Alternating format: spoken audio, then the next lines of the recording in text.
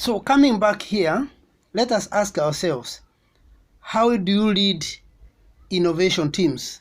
How do you lead innovation teams? One is foster a creative atmosphere. 2, plan for uncertainty. 3, challenge and trust your team.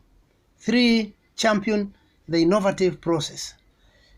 4, demand running and exploration.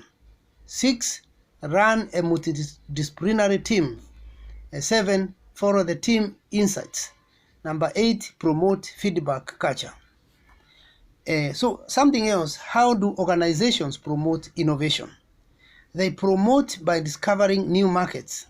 2, diversify is the key. Diversify, open up. Don't just say I sell tomatoes. What about if tomato market fails? You diversify, open up. Diversity is broadness, broaden up. Number 3, input from outside is very important. From outside, you can liaise with others. It's called collegiality, meeting other people with the same interests. There, number 4 is creating free space. Number 5 is taking up ideas. Number 6 is promoting motivation. 7 is clear rules regarding the development of ideas. 8, preparing ideas very well. Very well means think, and think again. Now, another very critical topic that we want to consider is gender issues in creativity. Gender issues in creativity and innovation. So one question is, what are the examples of gender issues? You know, gender issues include lack of mobility, freedom of marriage in some elements in culture, African culture. There is the issue of somebody not choosing where to marry, particularly the girl child. There is also discriminatory divorce rights. You can see even some religions, women are pressed more. They are divorced at will. Yeah. There is also citizenship. Yes, that's an issue. It's easy to move and say where you belong. Another one is frontline combat. The other one is custody rights. Another one is professional obstacles. The other one is violence. You may talk of professional obstacles. You think of how when a woman teacher marries somebody who is working in another corner of the country. There are those obstacles in transfer.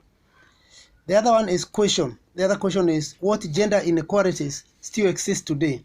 There are quite a number we can't exhaust, including assaults, discrimination in employment, occupational segregation by gender, pay gap, gender inequality in elementary and middle schools. There's also gender differences in degree choices, gender inequality in graduate school expectations, gender inequality in representation at elite institutions. A lot, we can say more and more. Of course, gender inequality has a profound impact on the lives of children in Eastern and Southern Africa. There is a direct correlation between a child's gender and the possibility of realizing their rights and enjoying their full potential, with the social norms favoring boys over girls in most aspects of life. So gender equality is a fundamental development objective and is essential to enabling women and men to participate equally in society and in the economy. The World Bank's Africa region is dedicated to improving the lives of women and men by supporting government partners with knowledge and finance. The other topic is gender gap in innovation research. Now you may ask, what is an example of gender gap?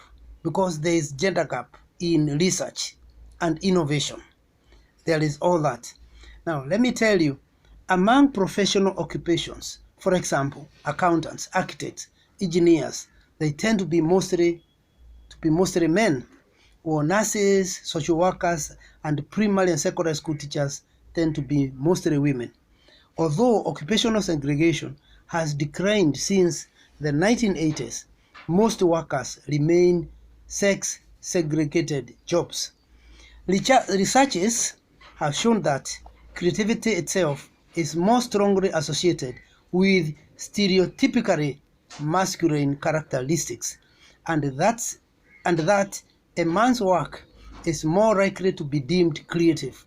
A research has also shown that men's ideas are more often deemed ingenious or inventive and or resourceful than women's, even when it is on the same topic. A review of the literature on innovation shows a dichotomous approach. Publications in the recent times have provided several binary definitions of innovation, such as, for example, product or process.